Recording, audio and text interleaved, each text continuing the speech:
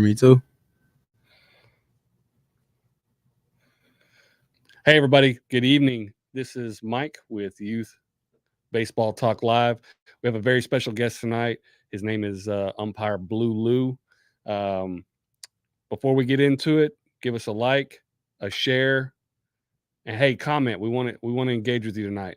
So forgive me while I play with my phone here. We're gonna get into it real quick. We got a little started a little late, and I'm still getting set up here. So give me 2 seconds, and we'll get into it. Hey, Blue. Tell us why you're here, man. Tell us why you're in Texas. You're from Minnesota. You're down here visiting. Let's kind of get into what you got going on right now this summer, and then we'll kind of dig into what you got coming up in the future. What brought me down here? Honestly, I was just taking a risk. I'm like, you know what? I umpire in Minnesota. It's been going good. I get a lot of love and a lot of support. I was like, you know what? Why not go to a different state and see how it is? And not only that, my family down here, so it's a win-win. I get to come down here and do something I love to do, which is umping and stuff. And then I also get to see my family as well. So it's a win-win situation. So sweet. Now let's kind of dig into a little bit of the social media side and what you do, because I'm not sure everybody in North Texas, especially on the baseball side.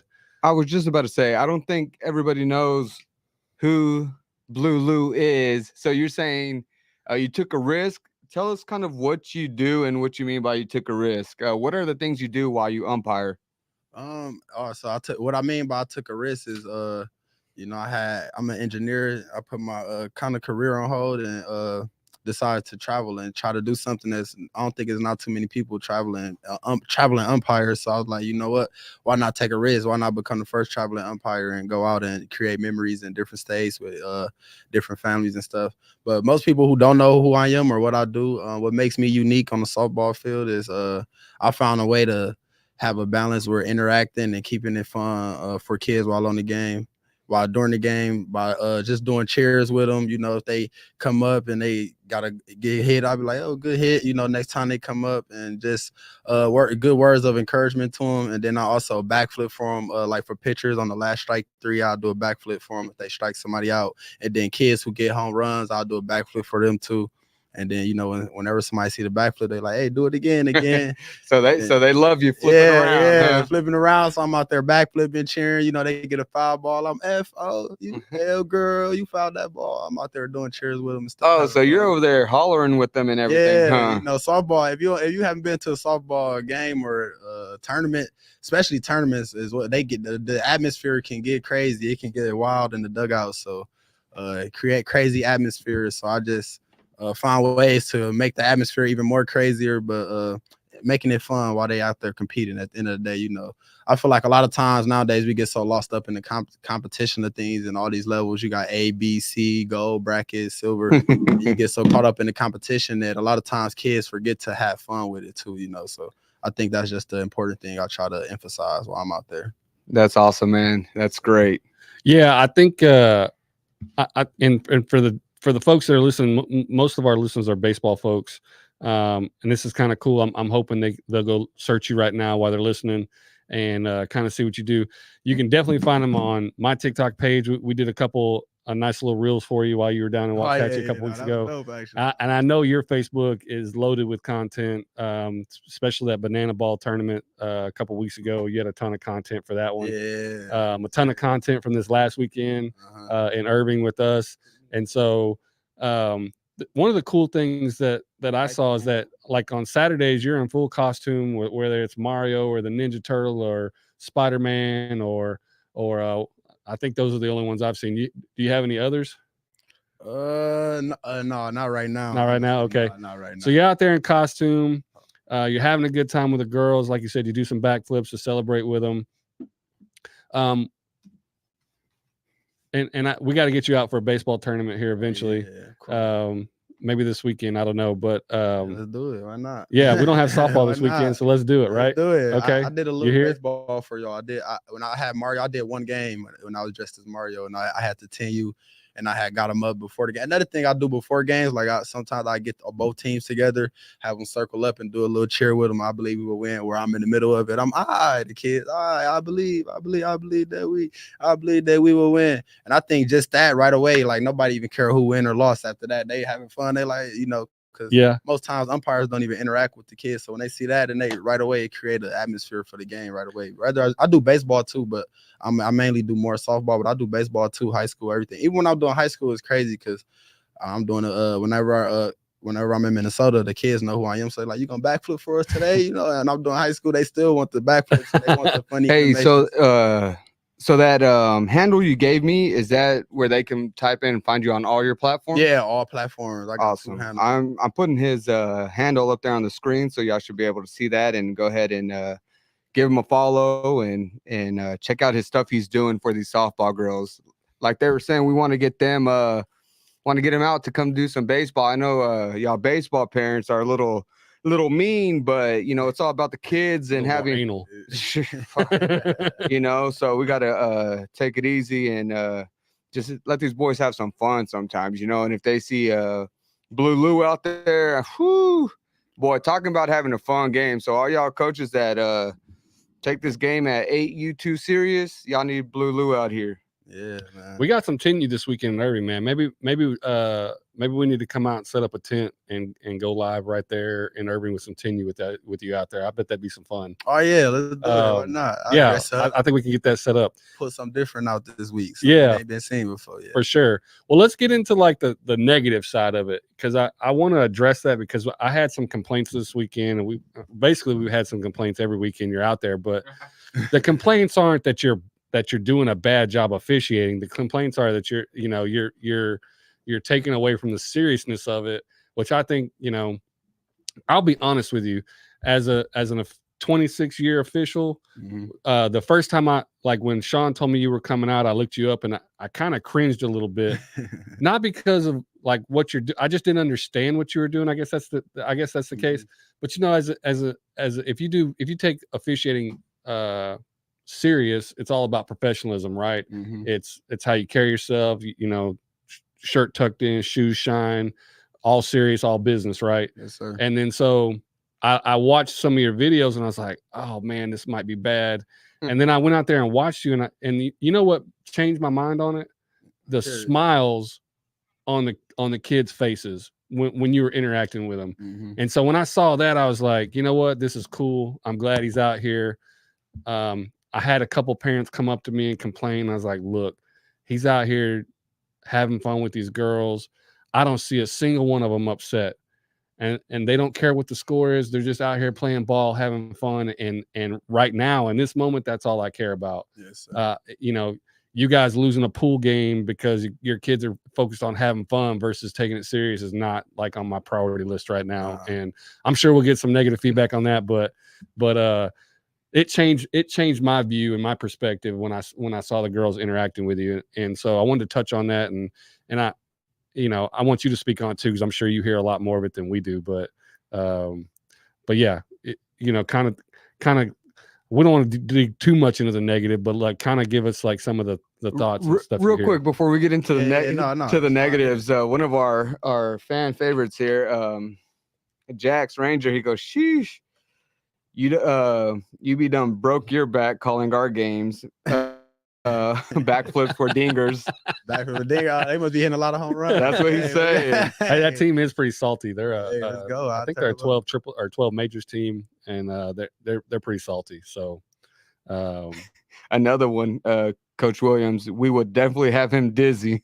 Hey, it's crazy because most times I'm doing like 10U and 12U. You know, when they see it, they do it again. By the end of the day, like in tournaments, I'm normally doing like 10 games a day, so I'm probably doing like 20 games a weekend most times. And so I probably do like average weekend when I'm doing, depending on the age group. When I'm with the older kids, I don't really do it as much, but when I'm with the younger kids, I'm doing it more, like 10. But I probably do like 300 backflips a day. Sometimes I wake up on Monday going to work, the next day a little sore. But I'm umping 7 days a week when it's in the thick of season, so like then I'm all right back to it every day. So yeah, it's kind of fun. I've been there for sure. But to go back to what you were saying about like the negative feedback, honestly, when people first see it, and just as far as you, like when people first see it, you know, it's not normal, you know. So when people first see it, they like, you know, you gotta sit there and actually watch, like especially if you live, you gotta sit there and watch. Then and like you said, when you see the girls having fun and Another thing I noticed is like the energy in the dugouts go even ramped up. It creates a more fun environment. But of course, you're going like people online, you know, they gonna comment and stuff like, hey, you know, all the umpire taking away from the kids and he taking away. He wanted to be all about him. You know, you're gonna hear that. But my take on it is, at the end of the day, I'm out there. You know, I'm being consistent. I'm a good official. If you ask me, and you ask a lot of people, I'm a good official. I've been consistent, and that's the most important thing I feel about anything. Do you get negative feedback online? Do you online comments? Yeah, all the time. Yeah, people, yeah. Well, and I read them too. It's funny because I sometimes comment back too. But there's one like speaking of you, like other umpires who've been doing it for so long, they like.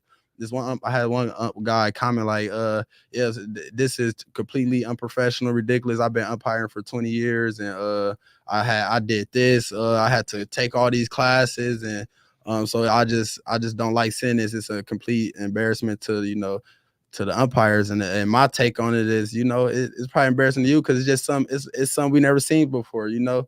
And that's one thing I realized in life. You got, whenever you're doing, you know, if you're doing something that's unique and it's not seen before, people, you're gonna have a lot of mixed feelings, but you just got to continue to do what you do. You know, like the people with the scooters, they never even asked, like them scooters, Lime, you see, they never asked the government. They just went, what if we throw 200, 300 scooters out here? You know, boot, they did it. People loved it. Now you see them everywhere. And that's kind of I guess the approach I'm trying to do, like create, because like at the end of the day, I'm still out here working, you know, and they always say, whatever you're doing for work, you know, if you ain't having fun doing it, don't do it. So, you know, if I ain't having fun doing it, I ain't gonna do it no matter what that is. We've touched on that a lot in the last couple of weeks about, you know, that the game's evolving, especially with social media and things like that, and how the kids, you know, how kids are interacting with themselves and with social media. And so yeah, man, it's one of those things, like I said, you know, if you're not open to seeing different perspectives and seeing how it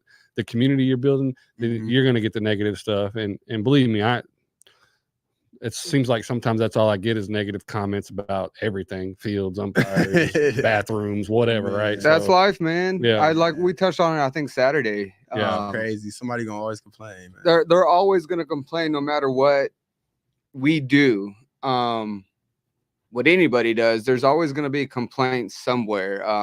It's not right in their eyes. It's like, well, we're not doing it for you. Yeah. You know, we're doing it for a whole. And that's what sometimes these not just parents, but people don't understand. Like you, Blue Lou, you're doing this for yourself. You're having fun. You're, you know, you have fun on Saturdays, and then Sundays you get a little more serious, right? Yeah. More serious. As far as I mean, calls wise, but you know, pool play, man, play ball, you know, who cares? I mean, to dive in on that, actually, like pool play. So me, I guess I'm a more of a feel. I get the feel for like how, you know, I start off and then I just do cheers, you know, get the feel for both teams and the energy that's being reciprocated back. And then I kind of feed off it from there, like as far as as far as my animations, that's another thing. Like when I'm doing strike, I'm doing different animations. I'm acting like I'm bowling sometimes, spinning in circles, acting like I'm just, you know, and I do strike, I'm doing different. So each strike call, I got a different animation. And I do that no matter if it's pool, championship, no matter what. Yeah. But as far as interacting, doing the cheers with them,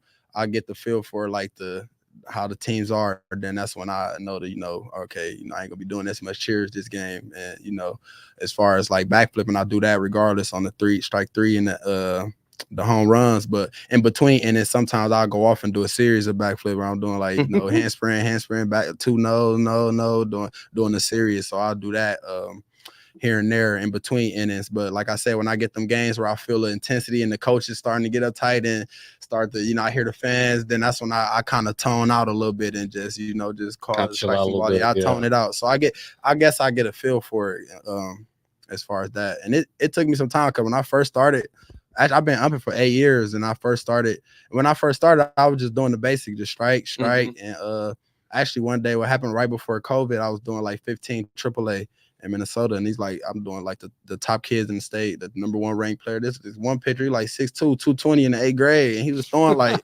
85. Like, oh, I'm like, okay. And it started that tournament, and I was just doing my basic strike. I'm strike three. Then I'm just doing the punch that they, you know, teach you if you go to a umpire clinic. And then one of the kids came up to me like, man, you got to get something funnier than that. Like, that's too boring. You need to get something better than that. And he challenged me. I'm like, okay, I'm challenged. So I just remember later that year, actually that same tournament, I was with my buddy. We were driving back home and we were just thinking like, okay, well, like I told him about that. And I'm like, all right, we start thinking of just all these different strikes we could do. I'm like, what if I do bowl them or strike? What if I do like a bow and arrow for strike threes and stuff? See, and that's kind of how it started the Blue Lou started to go into effect. I'm real glad you brought that up, that a kid challenged you, because the parents don't understand. This isn't for you. It's for the kids. Like, again, why I started doing this and interviewing kids and stuff is because their smile, you know, like when you get the camera on them and then they see themselves on the social media platform, like they're famous in their eyes. Yeah. They showing all their kids at school. They made it. They're sharing it with their friends, grandma, anybody they're sharing it with. And again, but these parents are so caught up. Sorry, I'm on a negative with the parents, man. The parents about to join you. The parents get in. It's like, it's not even about y'all. You know, I get we spend a little bit of money, and when I say a little bit, my little bit's a lot. A lot of money on baseball, and I get it. When you come to these, you know, games, you want to play, but man, if you're good, you don't care about pool play. Yeah, because then when bracket plays is when your kids really come out and play. Right. Yeah, and you know, we're not as some of the things we do is not as it. And I don't Hey, real quick, what's up, Matt? Matt hit us up. He said, "What's up, why aren't boys? you here, punk?" I know. Come on, Matt.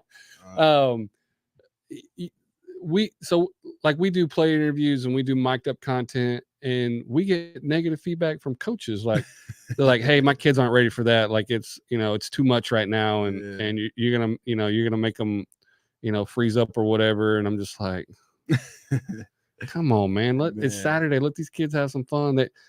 But I will say, like the positives of it, like I saw a mom share an MVP interview that we did this weekend, and she even said a prayer at the end of it, which was kind of I wasn't expecting that when I was reading the post, but she was like, "This is my baby, and he's he looks a little timid, but this made his weekend, and we'll hold on to this forever. He worked so hard, and he deserves so much, and so that was kind of cool to read that."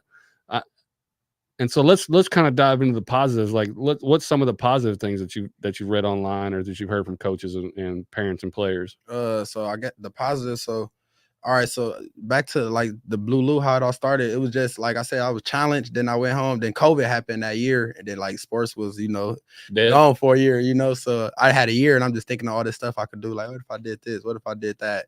And so then I remember softball and baseball picked back up, and then I remember I was just at one tournament and I was umping, and at that point I was still doing the regular strikes, but then for my strike three I was doing the bow and arrow.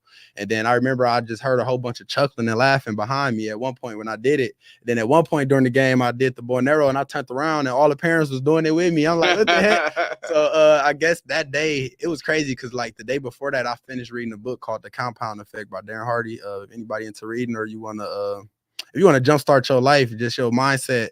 After I read that book, my whole mindset just shifted in the book. Basically, just to talk about it a little bit, it's basically just talking about leveraging the opportunities around you, and like how social media is big nowadays. So why not get on it?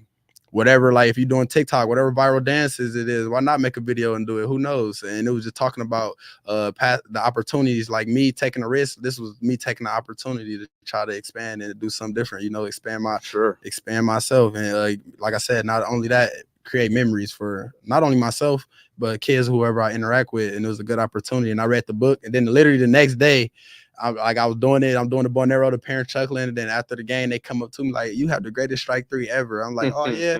Like, yeah, a lot of the parents got it on video. And I'm like, "Oh yeah, let me see." Then all these parents, they just pull it. It's like 4 or 5 parents from me. They all got it on video. They done already sent it to a couple of their family members and stuff. I'm like, "Oh, that's dope. Like, you mind sending me that video?" And they were like, "Sure, yeah." And like, it was crazy because up until that point, I didn't have I wasn't on no social media. I was an engineer. I was playing football. I was working. I was doing had my head into that, into school. Like I was taking engineering, that's a full-time course, football, full-time course itself and all that. I was really on the social media wave at that point. And then I remember I literally downloaded TikTok, YouTube, Instagram, Twitter. I made a Twitter, all that same day when they sent me the video. Then I asked the lady who had sent me the video, I'm like, you mind me getting a video of you saying that? And she's like, yeah, you had the greatest strike three. And then boom, I made a TikTok, and then I posted it. Then it was crazy. Then the next day, I was like, okay, they thought the bow and arrow was crazy, and I forgot I could backflip. I'm like, cause I started backflip when I was like 10 years old, and then I did it, and then it was like I haven't backflipped for like 10 years up to that point where I was like, you know what? He said, I'm about to risk it all. I'm about to risk it all right here. For real. So I went home that day and I tested. I was like, went outside to see if I still got it, and I did. I'm like, oh, okay, all right, tomorrow I'm finna do it. So then I remember doing the bow and arrow, then I backflipped, and the rest was history from there. Honestly, it was like, oh my God, did you just see that? Do it again. That day alone, I probably did like 200 backflips that day alone. Everybody just backflip, and everybody getting videos, recording the video. And I'm like, just send me that video you got, boo. Then I'll go post the video. Then from there, the next couple of turns, I made my TikTok and stuff. And they're like, oh, that's TikTok. Then all the kids like, they big and so hey, can we make a TikTok? Can you all the kids want to be involved. That's the thing I learned too, is that when I backflip, or the parents, they all want that video. They're like, do it again, I got to get on video. And that's the time we live in nowadays, where social media is so big and everybody wants these videos. And the reason why is because it's a memory. At the end of the day, you get those. When I'm on my Facebook and Snapchat, and I've been doing it for 2 years now, and I go back and I'm looking, the memories pop up from tournaments and that I done. And it's a good feeling, like, and that's what life about. At the end of the day, when you leave, when we all gone, ain't nobody gonna remember nothing but the memories that we had with them. So yeah, and I think that's one of the cool things. Like I said, at first I wasn't big on this, and then when I saw what you were actually about, it totally changed my perspective, and now I'm glad. And when we have parents complain or coaches complain, I'm like, hey man, he's out here putting smiles on faces. I'm not gonna tell him to chill out. I know Freezy called me and told me that he had to come to you and tell you to chill out a little bit. Yeah. I guess one of the parents were just really agitated by it, but I bet their team was losing. Yeah, that's exactly what it was. And that's the crazy thing. That's the only reason. That's the crazy he needs to chill. That's their team to win. Yeah. Way better. Once they start losing, that's when everything flipped the switch. Well, that's when that Sunday is when it always gets crazy, when teams start to lose, and you hear everything at that point. Anyways, I don't want to dig into that because it's just crazy. But no, anyway, if y'all still want to know, so I finished telling so Blue Lou, and how I came up with the name Blue Lou. Now, my name is Lewis Williams, and then I remember one time I was going to a tournament. We had a tournament, and I was with my roommate. We was going, and I was like, what if I was like, I'm Blue Lou. I'm Blue Lou today. My name Lewis. The umpires are called Blues, and I just was like, I'm Blue Lou. And then that's when I just went with it at the plate meeting. I talked to the coaches. I remember the first time I said it, I'm like, yeah, I'm Blue Lou. They get a chuckle, like, oh, that's dope. They get a little chuckle, laugh out of it, and that's where the whole name came from. But at that point, I was just umping and stuff, and I started to do the chairs and stuff. And to be honest, I didn't even realize the impact I actually was having on like kids and stuff. I was just having so much fun. Like at the end of the day, I'm going home and I'm these chairs, they stuck in my head. I'm trying to go to sleep, and I just got these chairs replaying through my head and stuff. And at the end of the day, I'm going home, and like I said, I really never realized the impact I was actually having. And then I started to think about it, like when I play sports myself, I really never had no official really interact with me, and just whenever I do something good, just like, oh, like somebody get a good hit, I'm out there, oh, go. I never really had that, and I'm like, that's actually, and I was just doing it, and I was just having so much fun. I was literally just like a big kid all over. Like it felt like I was a 3-sport athlete growing up, and just umping, it made me feel like I was a part of something again. So like when softball and baseball end, normally it feel like my season just ended for some reason. I'm like, what? It feel like my season ended. But I never really realized the impact I was having until like I checked my social media one day, and then parents would be reaching out to me like, oh my God, my kid had so much fun with you, and kids would be reaching out to me and stuff. And whenever I see them again, like they'd be like, "Oh my God, that was the most fun I ever had, like playing softball game." I done had a lot of kids reach out to me like, our team, we was divided at that point. Now we play stronger together. We do cheers together. Oh, man, like we that's bringing cool. teams together, and like I never really realized the impact I was having, and like I said, I was just having fun. But now I realize it, and I'm like, that's pretty unique thing. And but like I said, at the end of the day, I'm just having fun with it. And then it started to get bigger and bigger. Then the news reached out to me, and then after that, it was really like, okay, I'm actually like, I ain't realized, like, I'm like, damn, I'm actually starting to do something. Another news, then it went to NBC, and then I started to realize, like, I'm actually out here doing something, that's different. Nobody ever seen it before, Yeah. And I think that's the thing with life, when I first started doing it, I was uncomfortable doing it. I ain't gonna lie, I was so uncomfortable, like it just felt weird, like it was weird at first, honestly, but now it's different now. Do you think that's just because it's like you were nervous, just because like you were worried about how it'd be received, or yeah, when I first started? Because I know it, and like you said, you've been to a umpiring clinic, and of course I've done a bunch over the years, but that's the one thing they tell you is like it's strictly business. Don't interact with the fans. Yeah. Don't talk to the kids. They call it fraternizing, right? So they'll tell you that'll just get you in trouble later. As soon as a call doesn't go their way, they're going to be your enemy, right? Yeah. And so I can definitely see how that would be like nerve-wracking, when you first start kind of doing those things. You're probably worried about how those things are be perceived, but man, I'm glad you're doing it. I'm glad you're out here with us. I'm glad you're here in Texas, showing these kids how to have a good time playing sports. I think we're so wrapped up in winning and performing, and sometimes it's good to get a break and just let the kids be kids and enjoy themselves and have fun. Tell us what you got coming up, man. Tell us where you're headed. Obviously we told them how to find you online, but yeah, tell us what you got coming up next season.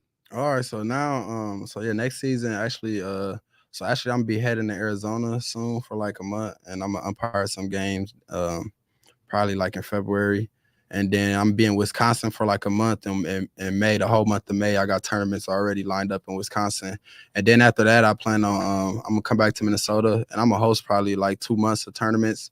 I'm gonna host my own tournament. I'm gonna start doing my own tournaments, and that way, if you don't like how I'm, if you don't like my style, you can go to another tournament. You ain't got to, be here. And my whole thing, I do public speaking now too. So I'm going to schools and I'm recruiting umpires because, it's a shortage. It's not only on umpire, that's all sport. Like I do basketball too. All sports, it's a shortage. And people be like, oh, the baseball parents worse, basketball, man. At the end of the day, no matter what sport you're doing, like people going to disagree and stuff. And I guess like I said, so that's what I got coming up though. Like I'm gonna host my own tournaments, and then after that, I know y'all having the one in June. I'm trying June, right? Yeah, July, right? June, something like that. You had told me about, so I'm try to come back out here for that. But then after I do my 2 months of tournaments, actually, what I'm trying to do is, what months are you gonna do them in? I'm gonna do them in June, and then I'm gonna come out here and then finish them up in July when I come back. Come out here for a week, then go back in July. What So now you're going to do these tournaments in Minnesota? Yeah, in Minnesota. You already got a park lined up? Oh yeah, I got a lot of people want to host them already for me. They're like, hey, we'll host it for you. Let us know what you need, yada yada yada. I ain't got the parks lined up necessarily, or even I got the dates that I want to do it, but I plan on getting everything out by next week. Just start having teams being able to sign up. So I got that going on. Then after that, I got invited to come out to Canada and do a tournament. I'm gonna invite that team to try to come to my tournament. I got teams reaching out to me too, and I had made a little post on my Facebook page, like if I was interested in hosting a tournament. I got teams from Wisconsin, Iowa, all in the Midwest area. I got a team from Virginia I'm talking to. They trying to come out to my tournament. So I'm gonna host tournaments, and then it's gonna be my first time. I'm gonna host the tournaments, go back on and see how I can get better at hosting it. At the end of the day, whatever we do in life, even when I'm upping, when I'm going back, I'm looking like, okay, how could I got better, made a better call, how could I be in a better position? So I'm gonna go back, host my tournaments and do that. And then when that's over, so my idea actually was to host these tournaments, and I'm trying to raise some money to actually have a team come out here and play in one of you guys' tournaments. Oh man, that'd be dope. I'm trying to set that up to like Mark knows about, or not Mark, Gabriel knows about that. He put a team together this last year for the World Series. So so yeah, we can definitely walk you through the tournaments. Gabriel can walk you through how to put a team together, and definitely, man, tag tag Youth Baseball Talk and tag PPS whenever, us know, whenever you get your man. dates ready. Let us know. Hell, we might even go up there for one. Yeah, we might go up there. We might sponsor a team or Yeah. something. Everything will be in the talks, man. Get that logo out there, man, on a shirt or something for them boys or girls. Yeah, It's softball, way. right? Yeah, I'm gonna do. So I'm gonna do softball. I'm gonna do baseball too, cause like I'm gonna do baseball too. Why not? You know, I want these young men, young ladies. I think my biggest thing, like so. Then I be doing the social media too, and I started recording my games. At first, I just record the backflips here and there. The parents, I have like videos of me umping and stuff, and they send it to me and I post it. And then like I had my supporters online in the comment, like, we want to see more live videos. Then I started posting these live videos. Then the video started I gotta start reaching mil. I got one video like 5.6 mil. I got another couple videos 4 mil, 2 mil. They start, reaching millions. And honestly, at that point, I feel like these kids, when they see it, they in a video with me, it reached 1 million. They like, oh my God, like you said, he was talking about earlier, like, dang, we made it, And it's a good feeling, like to just, for these kids to look back on, like, hey, when they older, probably 10 years from now, they really appreciate. They probably. Some kids appreciate it, some don't. But when they get older, they really appreciate. Oh, I promise. Embrace those memories. When they get older and have kids, they're gonna show it to their kids, whether they had a good time or not. Because it's one of those things that's out there. Like when it's out there, it's out there. You can't get rid of it, right? So, yeah, man, I'm excited to see what you do. I'm a follower now. Of course, we followed you on our page and on our TikTok. And so now when I'm scrolling, I see your stuff, and I saw all the banana ball tournament. Hey, speaking of that real quick, I think he meant to put best up. We had him for the boys at Texas Banana Bash baseball tournaments in College Station. The boys loved it. And that's from the Midland baseball. Midland. Okay. Hey, shout out Midland. That's funny though. That you speaking of banana. So don't y'all notice I had an orientation with them. I'm talking to the bananas, so we trying to set some up next year. Yeah, I was about to say, I see you with Vincent. Yeah, I got shout out Vincent. Yeah, I got the I'm good buddies with Vincent. I'm trying to get Vincent. He's gonna be down here around the Metroplex. I think he's gonna be in Waco actually in January or something, or maybe he's not coming up for the baseball convention here in January. I'm not sure. I don't think because it's here in Dallas. Yeah, no, he told me he was gonna. Actually, before I start lying to y'all, let me check my text messages. But yeah, we're trying to get him in the studio as well because I interviewed him on my TikTok, and so that's one thing I'm trying to do. Vincent, if you're watching, come see us. Come on when you get in. I know Vincent. Hey, I know you already told me. I've reached out to him to see if I can get him to come to a tournament. I didn't get a response, so maybe I can get you to help me on that. I got you. Hey, I could. He respond. Let's give a shout out to Lathan too, man. I know you know Lathan. So actually, how I even. Yeah, Lathan's a bad little dude, man. And to speak on the negativity, he was working some 14U softball, and he had a bang at first, and he made the call right. When I watched the video, he made it right, the right call. But some dad came over and started complaining and is like, "Come on, man, this is ridiculous." I'm like, "What's ridiculous? It looks like he made the right call to me." And he goes, "Man, we paid too much money to be out here having 8-year-olds call our game." I was like, "It's one game, dude. Just chill." Yeah. It was our Midnight Madness too. I was like, he's only gonna be out here for he's 8, bro. He's going to sleep in like 20 minutes. Relax, Yeah, big shout out to Lathan. His dad is awesome as well. Shout out to Lathan. That's funny. Speaking of Lathan, that's how I actually even got in contact with Premier. So Lathan, I follow Lathan, and his dad running his social media account, and I seen he was in one of y'all tournaments and stuff, and then I had reached out to him because I knew I was coming down here. And I was like, who you go through for the Premier tournament? I mean, for that Premier. And I followed y'all Instagram page first, and then I seen the videos and stuff, and I'm like, this pretty dope. And then, like I said, I thought about it, like, ain't nobody really doing this in softball, So even when I host my own tournaments, I'm gonna do, steal that a little bit. Well, when you do your own tournaments, we're gonna have to, Albert's our camera guy. We interviewed him Saturday. I'm sure he knows somebody up there. We're going to have to get them out there to do some professional video. He's the one that in Minnesota? Yeah, Minnesota. Yeah. Well, our other co-host, Matt, he's from Minnesota. So he might have that. Yeah. And see, Matt, he's mad. He's mad that you're not here, man. Yeah, I came in. I was like, y'all could have hooked up and Matt probably hate me though. I'm a cheesehead. You know? Oh man, Yeah, he's he probably from does Milwaukee, hate you, Wisconsin. man. You know, it's that love hate. You No, know? but I'll get you Matt's number, man, and y'all could chat it up and see if he knows people out there also. And Hey, let's definitely catch a flight, man. Take everything, catch a flight, do a show up there on his tournament. I think that'd be pretty dope. Hey, I'm Yeah. down 100%. We just got to Yeah. figure out the logistics. I mean, even if we when- got to drive, I don't give a crap. Hey, I don't mind driving either. That's the big thing. I like to Yeah. drive, but we No just doubt. got to make sure we're all free and a good weekend, and it can't be cold.